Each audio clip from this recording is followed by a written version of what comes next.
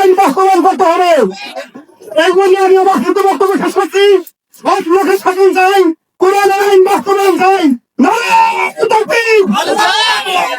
উপস্থিত সম্মানিত সভাপতি, প্রধান অতিথি, জামায়াতে ইসলামী বাংলাদেশ এই পটুয়াখালী ১০৪ আসনের সম্মানিত মনোনীত প্রার্থী জনাব মাওলানা আব্দুল কাইয়ুম, উপস্থিত আছেন জামায়াত ইসলামীর নেতৃবর্গ, সঙ্গে বসা অত্র জোরের জীবন এলাকা থেকে কলি ভাই, আসসালামু আলাইকুম ওয়া রাহমাতুল্লাহ। সম্মানিত ভাইরা, আজ এমন একটা দিন যেই দিনে এই দেশ নতুন করে স্বাধীন হয়েছিল। আজ এমন একটা দিন যেই দিনের পূর্ব মুহূর্তে হাজার হাজার তরুণ মেধাবী ছাত্রদের এক সাগর রক্তের বিনিময় এদেশ স্বাধীন হয়েছিল। বাংলাদেশ দুইবার স্বাধীন হয়েছে। একবার স্বাধীন হয়ে ট্রেনিং প্রাপ্ত মুক্তিযোদ্ধাদের দিয়ে, আর এবারে স্বাধীন হয়ে যায় বিনা ট্রেনিং এ, খালি হাতে জীবন দিয়ে। সম্মানিত ভাইরা, আজকে রক্ত থেকে স্মরণ করে দিতে চাই, বাংলাদেশের উপরে যে জুলুম, যে নির্যাতন বয়ে গিয়েছে, এই জুলুম সেই নির্যাতনকে উপেক্ষা করে জামায়াত ইসলামের উপর দিয়ে যে নির্যাতন গিয়েছে, গুম, খুন, ফাঁসি, সকলকে উপেক্ষা করে জামায়াত ইসলামী এখন পর্যন্ত সারা বাংলাদেশের জন্য টিকে আছে। এজন্য আল্লাহ পাক আমাদেরকে টিকে রাখার সুযোগ করেছেন, এজন্য তার তরফে শুকরিয়া আদায় করি আলহামদুলিল্লাহ। এবং ভাইরা আমার, আসুন আমরা দেশকে আবার গড়ি এবং সুন্দর করে সাজাই। এই আশাবাদ ব্যক্ত করে আমার ক্ষুদ্র বক্তব্য শেষ করছি।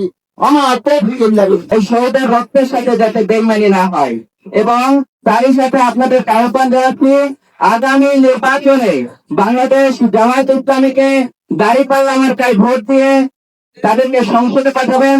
জামায়াত ইসলাম আপনাদের কথা বলবে, জামায়াত ইসলাম মেহনতি মানুষের কথা বলবে, জামায়াত ইসলাম কোরআনের কথা বলবে এবং শান্তির কথা বলবে। সম্মানিত উপস্থিতি, আমরা দেখছি যে বাংলাদেশ 90% বেশি মুসলমান। এদেশে এখনো কোরআনের আইন কায়েম হওয়ার মতো ব্যবস্থা হয় নাই। কেন হয় নাই বলতে পারেন?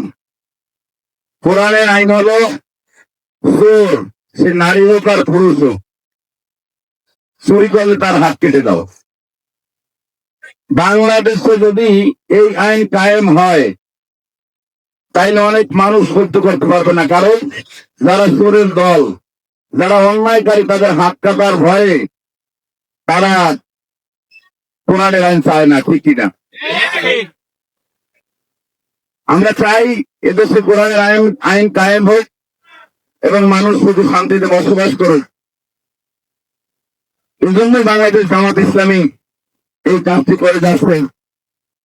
সম্মানিত উপস্থিতি, আগামী নির্বাচনে বাংলাদেশ জামায়াত ইসলামীর প্রার্থী হিসেবে যারা মাঠে আসবে, আমরা তাদের জন্য ভোট চাবো। এটা হলো দাঁড়িপাল্লা মার্কা। কি মার্কা? মার্কা আছে, কোনছে মার্কা? দাঁড়িপাল্লা। যে উত্তর ধান্দা রেখে যে তাদের জন্য তারা রক্ত দিয়েছে, জীবন দিয়েছে, অঙ্গ দিয়েছে, এইটা লক্ষ্যমান করে আমাদের কি দায়িত্ব আছে, সে দায়িত্ব পালন করা আমাদের দরকার। আমাদের জায়গায় স্বাধীন হতে হয়েছে মাইকের নির্মাণ পেরিয়ার এই একই মাসের 15ই আগস্টের পরিবর্তে 5ই আগস্ট তারই মেয়েকে রবি গোবিন্দের মতো আবারও দুজন নিতে হয়েছে। ঠকা বলে মসজিদের ইমাম সহ আমাদের এই প্রক্রিয়ার গাড়িতে আমাদের খুব লজ্জা লাগে। মসজিদের ইমাম করে পালিয়ে গেছে, কোথাও ঘটেনি। এরপরে আমাদেরকে আমরা আবার পরাধীনতার জীবনকে নিমজ্জিত হয়েছি। স্বাধীনভাবে কথা বলা, স্বাধীনভাবে ব্যবসা করা, একটু দরটা অন্য কোনো দলের লোকজনের হস্তে আমার কোনো সুযোগ ছিল না।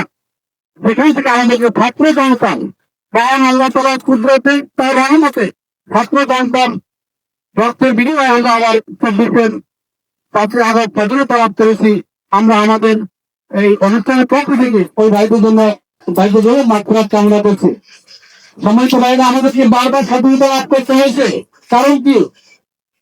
যেখানে যে আল্লাহর আইনে যে স্বাধীনতার সূত্র আছে, ন্যায় ইনসাফের সমাজ প্রতিষ্ঠিত না হলে আমাদের পরদিনে থাকতেই হবে।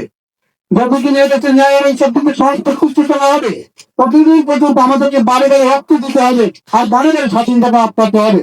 তাই আসুন আমরা একটা টেকসই স্বাধীনতা লাভ করি। ন্যায় ইনসাফের সমাজ প্রতিষ্ঠার মাধ্যমে আসুন আমরা সকলে মিলে বাংলাদেশ জামাত ইসলামী আয়তনে আসি, বাইক মার্কায় ভোট দিয়ে আমরা স্থায়ীভাবে স্বাধীনতা লাভ করি। আল্লাহ আমাদেরকে তৌফিক দান করুন। সম্মানিত ভাইরা, আমি এখানে দাঁড়িয়ে আজকে আমি এই ব্যাংকের মধ্যে ইসলামী আন্দোলন বাংলাদেশ পটুয়াখালী জেলা শাখার সম্মানিত সভাপতি মহাপুর সন্তান জনাব মাওলানা হাবিবুর রহমান, তিনি ব্যথানুরোধ করেছেন, অসুস্থতা অনুভব করেছেন।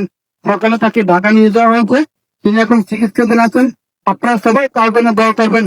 ইসলামী আন্দোলন বাংলাদেশ আমি পটুয়াখালী জেলা সম্মানিত মাওলানা হাবিবুর রহমান ভাইয়ের জন্য, এবং সকলে দোয়া করবেন আমরা সকল ইসলামী ভাই একত্রিত হয়ে এই জমিনে যেন আল্লাহ দিন প্রতিষ্ঠিত করতে পারি, ন্যায় সমাজ প্রতিষ্ঠা করতে পারি।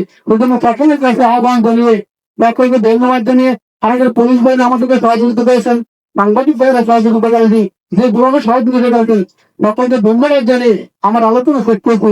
আসসালামু আলাইকুম ওয়া রাহমাতুল্লাহি ওয়া বারাকাতুহু।